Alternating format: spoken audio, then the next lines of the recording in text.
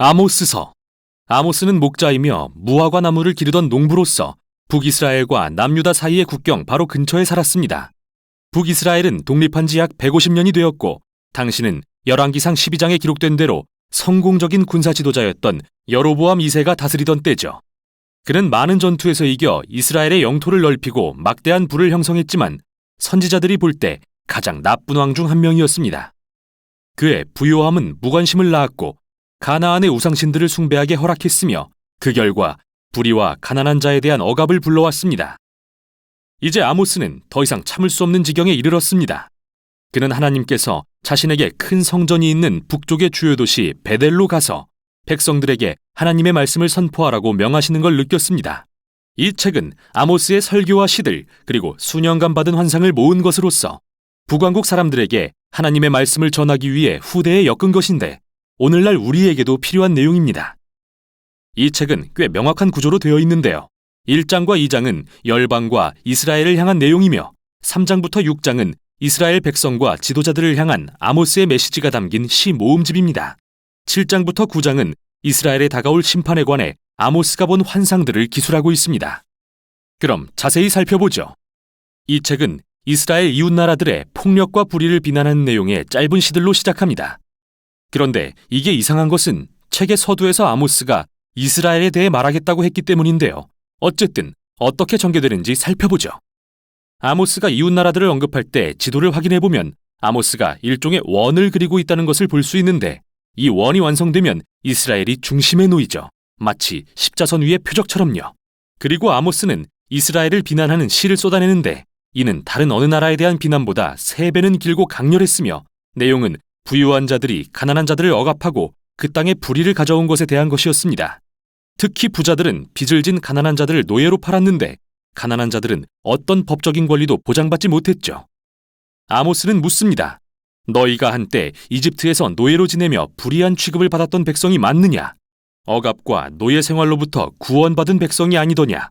이제 잔치는 끝났다. 아모스는 말합니다. 하나님이 더 이상 참지 않으실 것이다. 그 이유는 다음 부분의 서두에 나타나는데요. 하나님은 이스라엘에게 내가 땅의 모든 족속 가운데 너희를 선택했다고 말씀하십니다.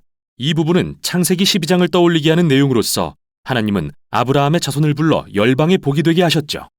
그래서 하나님은 이것이 내가 너희의 모든 죄에 대해 너희를 벌하는 이유라고 하십니다. 이스라엘은 막중한 소명을 받았고 그에 따른 막중한 책임을 져야 했습니다. 따라서 그들의 죄와 반역은 막중한 결과를 초래합니다. 이 부분은 아모스의 시 모음집으로서 거듭 반복되는 몇 가지 핵심 주제를 발견할 수 있습니다. 첫째, 그는 끊임없이 이스라엘의 부유층과 종교 지도자들의 위선을 드러내는데요. 그는 그들이 얼마나 충실하게 종교적 모임에 참석하고 번제와 화목제를 드리면서 가난한 자들과 정의는 무시하는지 묘사하고 그 모든 게 가짜이며 하나님은 그들의 예배를 싫어하신다고 말합니다. 그들의 백성들을 대하는 태도와 상반되기 때문이죠.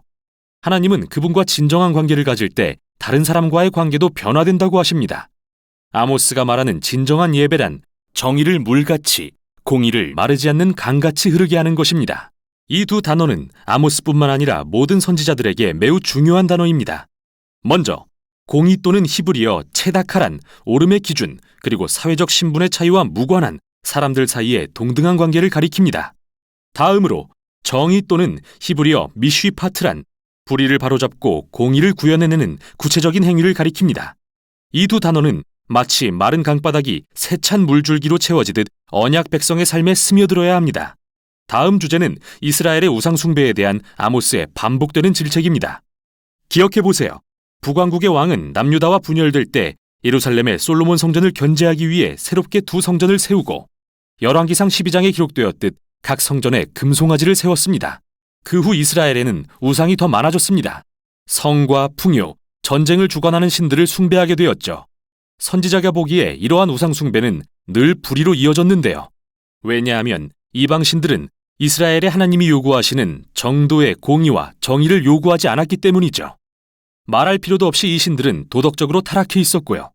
그러나 이스라엘의 하나님은 다르셔서 나를 찾으라, 그러면 살 것이다 라고 말씀하시고 나서 바로 후에 선을 구하고 악을 구하지 말아라, 그러면 너희가 살 것이다 라고 하실 수 있는 분입니다.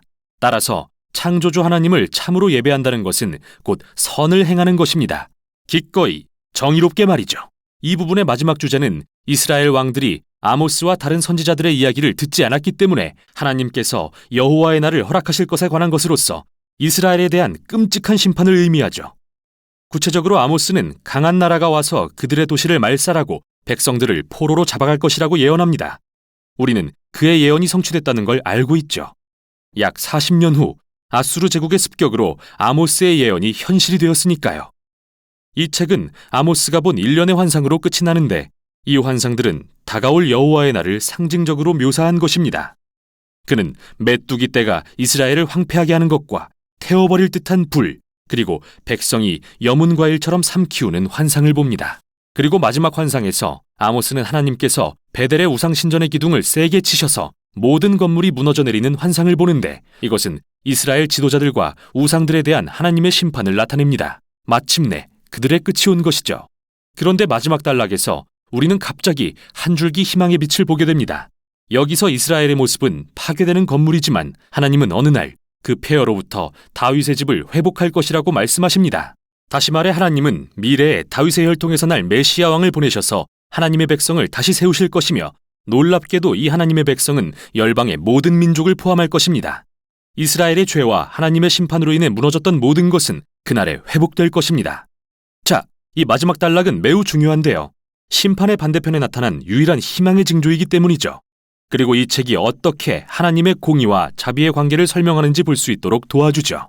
하나님이 선하시다면 이스라엘과 열방 가운데 있는 악을 대적하고 심판하셔야만 합니다.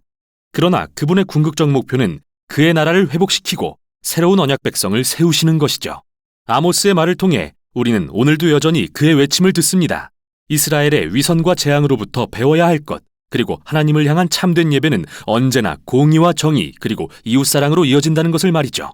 이것이 바로 아모스서였습니다.